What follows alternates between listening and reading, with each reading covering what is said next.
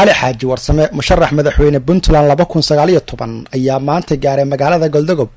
oo ka tirsan gobolka Mudug. Musharaxa waxaa magaaladaasi ku soo dhaweeyay nabadoono dhalinyaro aqoon-yahano haween arday oqaal iyo qaybaha kala duwan ee bulshada gobolka. Aqoon-yahanada iyo waxgaradkii soo dhaweeyay Cali Xaaji warsame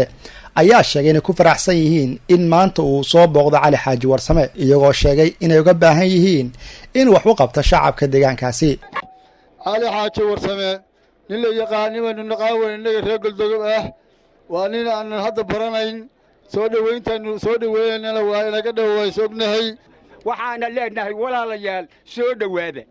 waa Goldogob waa gurigiinii kalsoonida ka muuqatana way idin muuqanaysaa hadda waxaanu rabnaa haddii alla idmo way iswaraysan doonaa waa ballami doonaa waanan ku soo dhaweynaynaa si wanaagsan baan ku soo dhaweynaynaa kalsooniyo walaalnimaan kugu soo dhaweynaynaa waanu kula jecelahay inaad noo noqotidna waan rabnaa wax qof la siiyo waxa uu qaybada kitaabka quraanka ah maanta waxaanu ku soo dhaweynaynaa madaxweynaha musharaxa maadaama aanu dhalay kitaabka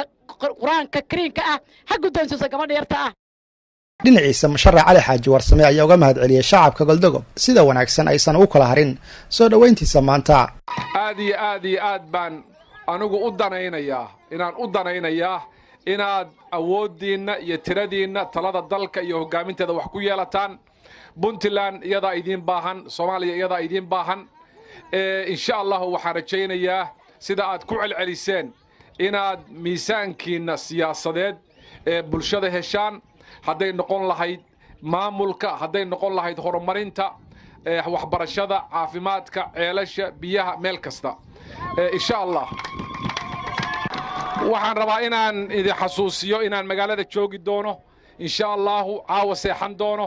bulshada la kulmi doono dhageysan doono dhamaantood qaybaha kala duwan waa ogahay reer Goldogob war badan bay qabaan wax badan bay leeyihiin wax badan bay tabanayaan wax badan baa ka maqan aniguna dareenka waa qabaa waa la wadaagayaa waa la qaybsanayaa waana ballan qaadayaa inaan wax ka qabto hadii Ilaahay yiraahdo. waxaa musharaxa la guddoonsiiyay isla markaasina qaar ka mid ah ardayda quraanka kariimka ay guddoonsiyeen kitaab musharax madaxweyne Puntland 2019 Cali Xaaji warsame ayaa tan iyo markii uu gaalkacyo kaga dhawaaqay inuu yahay musharax madaxweyne Puntland 2019 wuxuu kormeer ku marayay degmooyin iyo tuulooyin ka tirsan Puntland.